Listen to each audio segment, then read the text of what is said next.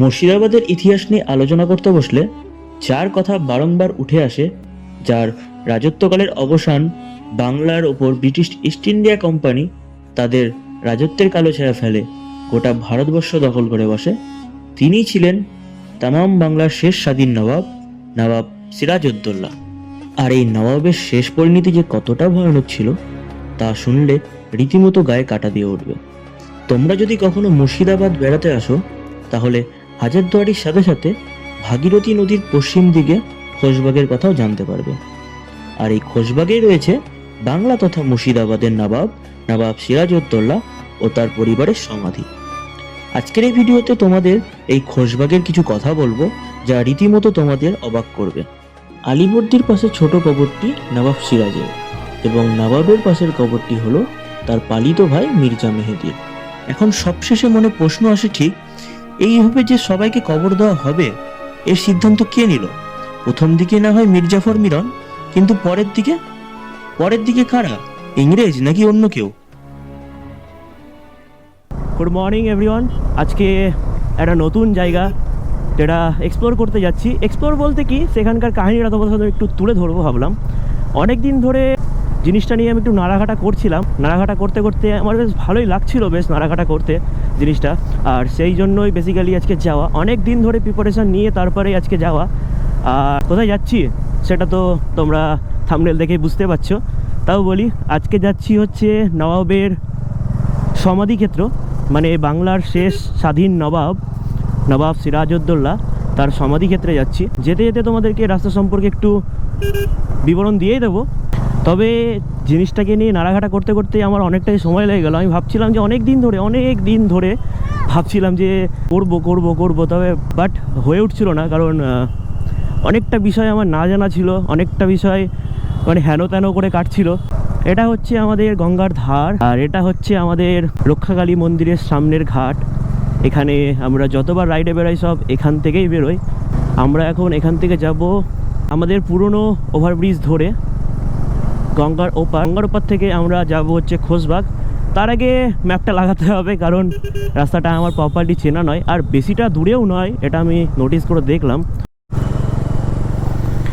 এই আমার বাহাতে দেখতে পাচ্ছ, এটা হচ্ছে আমাদের গির্জার মোড়। বেসিক্যালি এখানে জামা কাপড়ের কোয়ালিটি অতটা ভালো হয় না, বাট কম প্রাইসে পাওয়া যায়, যেরকম কলকাতার চাঁদনি মার্কেট যেরকম, তারপরে মেট্রো গলি যেরকম। আর এখান থেকে আমরা ব্রিজ কানেক্ট করব। This is our old Baharampur bypass bridge. Basically এই ব্রিজটা দিয়ে যাওয়ার একটাই উদ্দেশ্য, সেটা হচ্ছে এই ব্রিজটা এখন নিট অ্যান্ড ক্লিন রয়েছে। আর আমাদের যে নতুন বহরমপুর বাইপাস ব্রিজটা রয়েছে না, সেটা পুরো অবস্থা একদম খারাপ হয়ে গেছে। এখান থেকে আমরা যাব ব্রিজটা পার করে রাইট সাইড থেকে ডাইরেক্ট চলে যাবো খোশবাগ। ম্যাপ সেট করে নিয়েছি। আমাদের লেফট সাইডে চলে যাচ্ছে খাগড়াঘাট স্টেশন, আর আমরা চলে যাবো সোজা গিয়ে বাঁ হাতে পড়বে গীতারামটা পার করে, গীতারাম হসপিটাল বেসিক্যালি, গীতারাম পার করে আমরা চলে যাব ডান হাতে। যারা বহরমপুরে থাকো তারা তো জানোই, যারা থাকো না তাদের জন্য বেসিক্যালি বলা যে তোমরা এদিক দিয়েও আসতে পারো, অথবা লালবাগ সদরঘাট রয়েছে যেখানে ফেরি পারাপার হয় বা নৌকা পারাপার হয়, সেটা পারাপার করেও তোমরা ম্যাপ লাগিয়ে দিতে পারো। সব কিছুই আমি ডেসক্রিপশানে দিয়ে দেবো তোমাদের যাতে কোনো অসুবিধা না হয় তার জন্য। এখান থেকে আমরা নিয়ে নেব রাইট সাইডে। দেখো এবার রাস্তার অবস্থা দেখো, এই রাস্তাটা যতবার যাওয়া আসা করি আমি ঠিক এরকমই থাকে। তো তোমরা যারা গাড়ি পারাপার হবে বা গাড়ি নিয়ে যারা আসবে নবাবের সমাধি ক্ষেত্রে, তারা অবশ্যই এই রাস্তাটা বেছে নিও, অথবা লালবাগ সদরঘাট যেটা রয়েছে সেখান থেকে পারাপার হয়ে ঘুরে আবার এদিকে আসতে হবে। তো দেখো তোমাদের কোনটা কমফোর্টেবল হয়। আমার কাছে তো আমার বাড়ি এখানে, যেহেতু আমার কাছে এটাই কমফোর্টেবল। তো গাইজ ফাইনালি চলে এসেছি। এটাই হচ্ছে নবাব সিরাজের সমাধিক্ষেত্র। ঠিক এটা সামনের পোর্শন, আর আমাদেরকে গুগল ম্যাপ দেখাচ্ছিল একদম ভেতরের পোর্শন। চলো তোমাদেরকে একটু ভেতর নিয়ে যাই, কীরকম জিনিসটা ভেতর থেকে সেটা তোমাদেরকে দেখায়। সিরাজের 3 বেগমেরই কবর রয়েছে এখানে। সাথে রয়েছে সিরাজের 2 মাসি, অর্থাৎ আলীবর্দী খাঁয়ের 3 কন্যা খসিটি বেগম, মুনিয়া বেগম সম্পর্কে ছিলেন সিরাজের মাসি, এবং আমিনা বেগম সিরাজের মা। দুই বোনের কবর রয়েছে মা বেগম শরফুন্নেসার সাথে। খোশবাগে ঢুকতেই দেখা যাবে সেই মা ও দুই মেয়ে শুয়ে আছে পাশাপাশি। আমাদের ভারতবর্ষের পশ্চিমবঙ্গে অন্তর্গত মুর্শিদাবাদ জেলার বিখ্যাত ভাগীরথী নদী অর্থাৎ গঙ্গার পশ্চিম দিক থেকে প্রায় 1 মাইল দূরে অবস্থিত এই খোশবাগ। খোশবাগ, যার আক্ষরিক অর্থ হলো সুখের বাগান বা আনন্দ উদ্যান। এই খোশবাগ হলো নবাবী আমলে নবাব আলীবর্দী খাঁর তৈরি এক নতুন রাজবংশ আফশার রাজবংশের নবাব ও তার পরিবারের সদস্যদের কবরস্থান বা সমাধিক্ষেত্র। এখানে গেলে দেখতে পাবে নবাব আলীবর্দী খাঁ, তার বড় মেয়ে ঘসিটি বেগম এবং নবাব সিরাজদৌল্লা সহ তার মা আমিনা বেগম ও সিরাজদৌল্লার স্ত্রী লুৎফান্নেসা বেগমের সমাধি। শুধু নবাবই নয়, এখানে রয়েছে নবাব সিরাজদৌল্লা আলীবর্দী খানের পরিবারের মোট 38 জন সদস্যের সমাধি, যা অনেকের কাছে অজানা। খোশবাগ বাগানটি তৈরি করেন বাংলার নবাব আলীবর্দী খান। এই বাগানটি প্রায় 7.65 একর জমির ওপর অবস্থিত, যার চারপাশে রয়েছে 2741 ফুট লম্বা প্রাচীর। একসময় এর বাইরের দেওয়ালে ছিল মস্কেট্রি অর্থাৎ বন্দুকযুদ্ধের জন্য লুপ্তপ্রায় গর্ত, এবং এর চারপাশে ছিল অষ্টভুজাকৃতির গম্বুজ।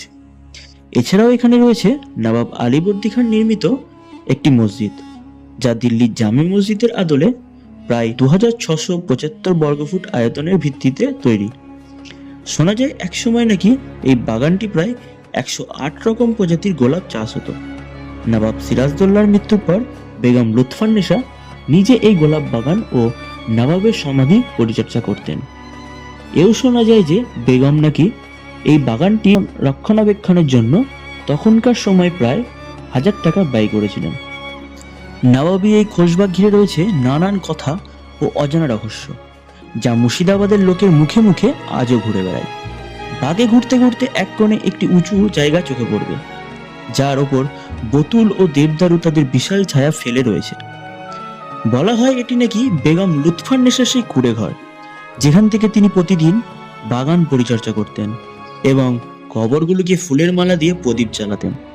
সিরাজের মৃত্যুর পর বিশ্বাসঘাতক মির্জাফর ও তার ছেলে মিরন দুজনেই বেগমকে বিয়ের প্রস্তাব দিয়ে প্রাসাদে হারামে রাখার কথা বলেন, কিন্তু বেগম তাতে রাজি হন না। উত্তরে তিনি ছেলে ও বাবাকে বলেন, হাতির পিঠে যে চড়েছে সে গাধার পিঠে চড়বে না। এরপর তিনি বাংলার রাজধানী মুর্শিদাবাদে আসার সিদ্ধান্ত নেন এবং খোশবাগে এসে থাকতে শুরু করেন।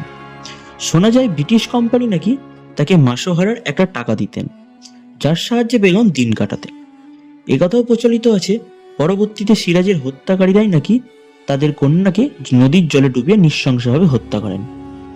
জীবনদশায় স্বামী সহ সন্তান হারানোর শোক তাকে পাগল করে দেয়, তবু নিজ মৃত্যুর শেষ দিন পর্যন্ত স্বামীর কবর আঁকড়ে থাকেন এই দুর্ভাগিনী বেগম লুৎফান্নেসা, যার কথা ইতিহাসে চোখে জল আনার মতো।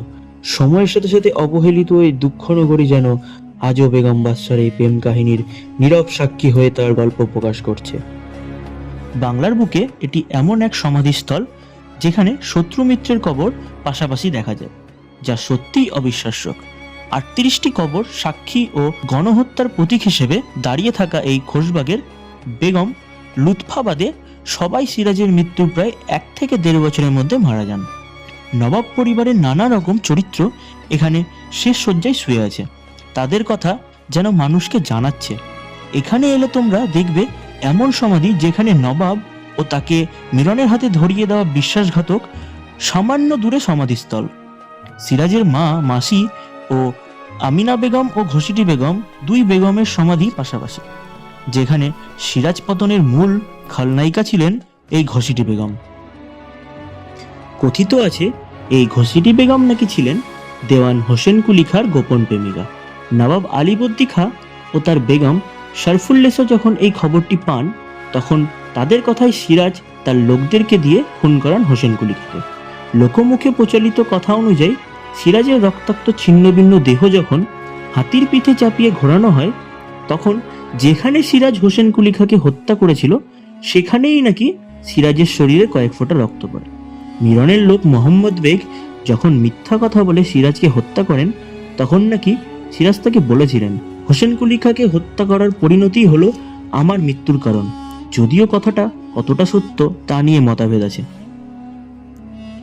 সিরাজের 3 বেগমেরই কবর রয়েছে এখানে।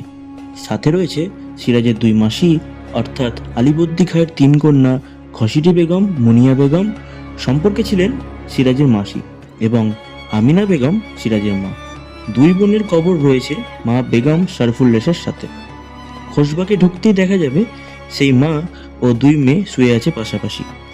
সাথে রয়েছে 2 জামাতা, খসিটি বেগমের স্বামী নওয়াজিস মোহাম্মদ খাঁ ও আমিনা বেগমের স্বামী তথা সিরাজের পিতা জয়নুদ্দিন আহমেদ খাঁয়ের সমাধি। এদের মধ্যে মুনিয়া বেগমের স্বামী সাইয়েদ আহমেদ খান ছিলেন পূর্ণিয়ার নবাব, কাজেই পূর্ণিয়ার নবাব সাইয়েদ আহমেদের সমাধি করা হলেও তার ছেলের সমাধি করা হয়নি এই খোশবাগে। 3 বেগমের কবর পেরিয়ে সিরাজের কবরখানার দিকে গেলে বাঁ দিকে তাকালে দেখা যাবে দানশা ফকিরের সমাধি, যা সবাইকে অবাক করে। শুরুতেই যে শত্রু মিত্রের পাশাপাশি কব্বরটির কথা তোমাদের বলেছিলাম, এই হলো সেই বিশ্বাসঘাতক দানশা ফকিরের সমাধি, যে কিনা নবাবকে ধরিয়ে দিয়েছিলেন। খোশবাগের অন্যতম রহস্যের মধ্যে অনেকেই প্রশ্ন করে এই বিষয়ে, এই যে বিশ্বাসঘাতকের সমাধি এখানে কে করলো? ইংরেজ সরকার নাকি জাফর পুত্র মিরন? আশেপাশে স্থানীয়দের জিজ্ঞাসা করলে তোমরা শুনবে মীর জাফরের থেকেও নাকি শতগুণে বৎ ছিল তার ছেলে মিরন। সমস্ত খোশবাগের নিস্তব্ধতা যেন একথার সত্যতার সাক্ষী দেয়। বলা হয় দানশাকে সপরিবারে খুন করেছিলেন এই মিরন। 1000 স্বর্ণমুদ্রা দেবার লোভ দেখিয়ে ফকিরকে ডেকে আনেন মিরন। বলেন, যে সোনার লোভ দেখিয়ে তামাম বাংলার নবাবকে ধরিয়ে দিতে পারে, সে আমাদেরও ধরিয়ে দিতে পারে। মৃত্যুই তোমার শাস্তি। বিশ্বাসঘাতকের এমন পরিণতি হয়তো প্রাপ্ত। এ তো হলো দানশা ফকিরের রহস্য। এবার আসি অন্য এক রহস্যে। ফকিরের কবর থেকে চোখ সরিয়ে যখন ডান দিকে তাকাবে, দেখতে পাবে একসঙ্গে রাখা 17টি গণকবর। এই যে আগেই বললাম বাগানটি গণহত্যার প্রতীক, এই হলো গণহত্যার সেই 17টি কবর। এ বিষয়ে বলা হয় ঢাকা থেকে মিরন সিরাজের আত্মীয়দের মুর্শিদাবাদ ডেকে আনেন সিরাজের সঙ্গে শেষ দেখা করবার নাম করে। শেষে এখানে খাবারে বিষ মিশিয়ে সকলকে হত্যা করেন তিনি। বললাম না, বাংলার বুকে এক অদ্ভুত বাগের নিদর্শন হলো এই খোশবাগ, যার প্রতিটা পদে রয়েছে রহস্য আর রহস্য। এ তো সবে শুরু, আসল রহস্য শুরু হয় এর পরে। ফকিরের কবর পেরিয়ে সকলে ঢোকে মূল কবরস্থানে, যার নাম বারোয়ারি, অর্থাৎ 12টা দরজার প্রাসাদ, যেখানে ঢুকতেই বাঁদিকে রয়েছে আরো 3টি কবর। মাঝের কবরটি হলো গোলাম হোসেনের, আর তার দুপাশে 2টি হলো আবুল হোসেন ও সাবুল হোসেন। এই দুজন ছিলেন খোজা, অর্থাৎ বেগম লুৎফান্নেসার দেহরক্ষী। অন্যদিকে গোলাম হোসেন ছিলেন নবাব সিরাজের বিশ্বস্ত অনুগ্রামী দেহরক্ষী। লোককথা অনুযায়ী এই গোলাম হোসেন নাকি ভগবান গোলায় গিয়ে বেগম ও নবাবকে পালানোর জন্য নৌকায় তুলে দিয়েছিলেন এবং বলেছিলেন, আমার আর কোনো উপায় নেই নবাব। সেই থেকেই নাকি তার নাম হয় উপায় নেই গোলাম হোসেন। মজার বিষয় হলো এই গোলাম ছিলেন জন্মসূত্রে ব্রাহ্মণ সন্তান, পরে তিনি ধর্ম পরিবর্তন করেন। সমস্ত খোশবাগের প্রধান কবরস্থানগুলি কিন্তু এই বারোয়ারিতে। শুনে অবাক লাগলেও এটাই সত্য। বারোয়ারিতে কিন্তু বেশ রহস্য আছে। বারোয়ারির মূল কবরস্থানটিতে প্রবেশ করলে বিশাল ঘরে যে সবচেয়ে বড় কবরটি দেখবে, এটাই হলো নবাব তথা বাগানটির প্রতিষ্ঠাতা আলীবর্দী খাঁয়ের সমাধি। যেখান থেকে বাইরে তাকালে দেখতে পাবে দূরের সেই প্রধান গেট, যেখান দিয়ে সকলে প্রবেশ করে, যা বাগানটির এক বিশেষ রহস্য। আলীবর্দীর পাশে ছোট কবরটি নবাব সিরাজের, এবং নবাবের পাশের কবরটি হলো তার পালিত ভাই মির্জা মেহেদির। সিরাজের পায়ের নিচে লুৎফা এবং আলীবর্দীর পায়ের তলায় জহুরার সমাধি। এই হলো জহুরা, সিরাজের কন্যা। এই সেই কন্যা যাকে জলে ডুবিয়ে হত্যা করে সিরাজের হত্যাকারীরা। এই লুৎফার কবরের পাশেই দেখবে আরো একটি কবর। এটি হলো আলিয়া বাইজির কবর, যার আসল নাম মাধবী। মাধবী ছিল সিরাজের সেনাপতি মোহনলালের বোন। এই বাইজিই ছিল সিরাজের গুপ্তচর, যে সিরাজকে নানান খবর এনে দিত। বারোয়ারির ঘরে শেষ 2টি কবরে বিবাদ আছে। এই শেষ কবর 2টি হলো সিরাজের মাস্তুতো ভাই অর্থাৎ সিরাজের মাসি মুনিয়া বেগমের ছেলে, যার কথা আগেই বলেছিলাম। সেই মাসি মুনিয়া বেগমের ছেলে শওকত জং এবং তার স্ত্রীর। মজার বিষয় হলো এই শওকত জং একসময় চেয়েছিলেন মুর্শিদাবাদের নবাব হতে, কিন্তু সিরাজের সঙ্গে যুদ্ধে তিনি হেরে যান। কিন্তু পরবর্তীতে পলাশির যুদ্ধ শুরু হলে এই শওকত জংই আবার সিরাজের পক্ষে যুদ্ধে নামেন, যা রীতিমতো অবিশ্বাস্য। এখন সবশেষে মনে প্রশ্ন আসে, ঠিক এইভাবে যে সবাইকে কবর দেওয়া হবে, এর সিদ্ধান্ত কে নিল? প্রথম দিকে না হয় মির্জাফর মিরন, কিন্তু পরের দিকে কারা? ইংরেজ নাকি অন্য কেউ? মূলত এই জায়গার বদনাম দিয়ে সকলেই এটাকে এড়িয়ে যেতে চান। তবে ইতিহাস তো এড়িয়ে যাওয়া যায় না, তাই মনে হয় মুর্শিদাবাদের এমন নিষ্ঠুর ইতিহাসকে এড়িয়ে চলতে গিয়ে এই অবিশ্বাস্য রহস্যময় খোঁজবাক আজ নিস্তব্ধের অবহেলায় নিজের অস্তিত্বের কথা বলে যেতে চায়, মনে করিয়ে দিতে চায় তার বিশেষত্ব। চলো আজকের জন্য এটুকুই, দেখা হবে পরের কোনো ভিডিওতে এই রহস্য ও ইতিহাসের প্রধান শহর মুর্শিদাবাদে ও এখানকার নবাবের অনেক তথ্য নিয়ে। চলো বাই।